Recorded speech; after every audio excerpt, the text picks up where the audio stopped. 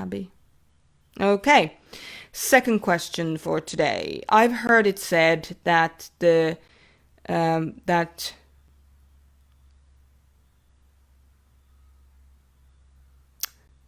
in this is in chefing. So in the sorry, I was for a moment because I don't actually read these questions. These are impromptu answers that I'm giving to these questions. I don't read them ahead of time. So we're talking about being a chef. And the question is, I've heard that in the chefing world, that the chef's mentor will always be their mentor. Maybe not in practice, but in dynamic. Is this true for personal growth world too? Who are your mentors and do you stay in touch with them now? Okay, great question, actually. I love this question. So, yeah, look, I think I'm a little bit different to the personal development industry. Some of you know that already. For some of you, it's not a surprise at all. I believe everyone is of equal importance, but I do also believe that some people have more mileage in certain things than others. So just because I have more mileage in personal development industry doesn't automatically mean that I don't have something to learn from other people. So I don't really believe that another person is more important than another, one person is more important than another, but I do believe that it's good to have self understanding and kind of self inspection to see how the people who are ahead of you, you know, to learn from them, to revere them as a person that can inspire you. So I am a big advocate of kind of being realistic about your level of skill and about your level of knowledge and your ability to help somebody. But so to answer quickly, or in a simple way, if you have more mileage than somebody else that you're mentoring, then yes, naturally, you have more to offer in that mileage terms. But that doesn't mean that you are a more important person or that you have all the answers either. Okay? Um, Personal development world is very egotistically oriented. There are certain people who genuinely believe that they are more important than other people. I'm not going to go into any names. You want to hear some names, we can talk about it privately, but it's not really my thing to do that.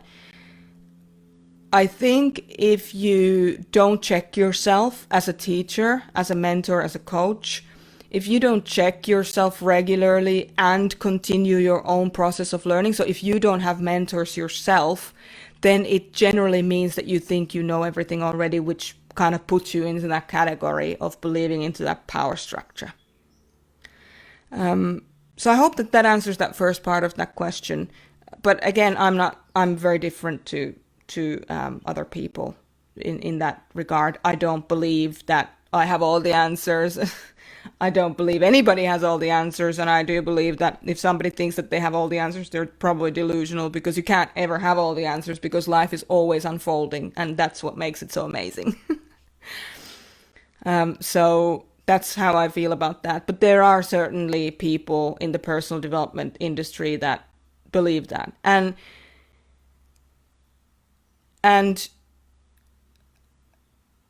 I'd like to bring in something else here, which is, there's a saying that says, be humble or be humbled. And it's true. If you don't learn humility, if you don't proactively learn humility and see where you can bring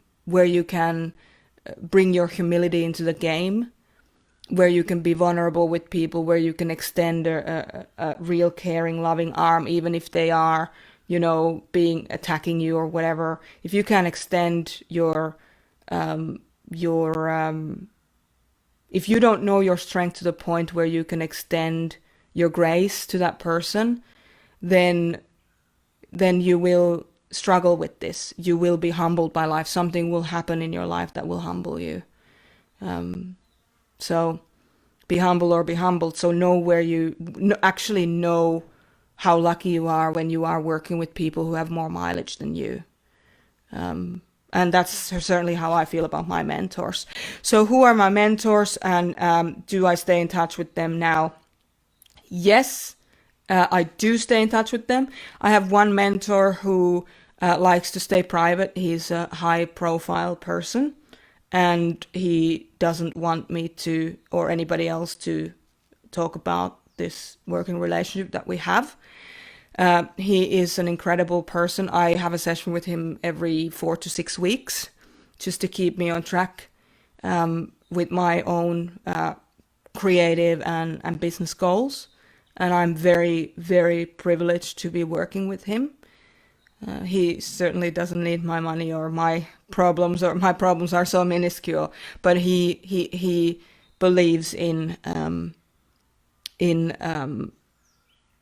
paying it forward. He's a good person. And the another one of my mentors who's very important to me is my partner Peter, who of course is an INFP. He is a personal development heavyweight. Like he's been a mentor and a coach for longer than there was even any name for it, for people's lives and businesses and stuff. So he's been doing it for 30 plus years.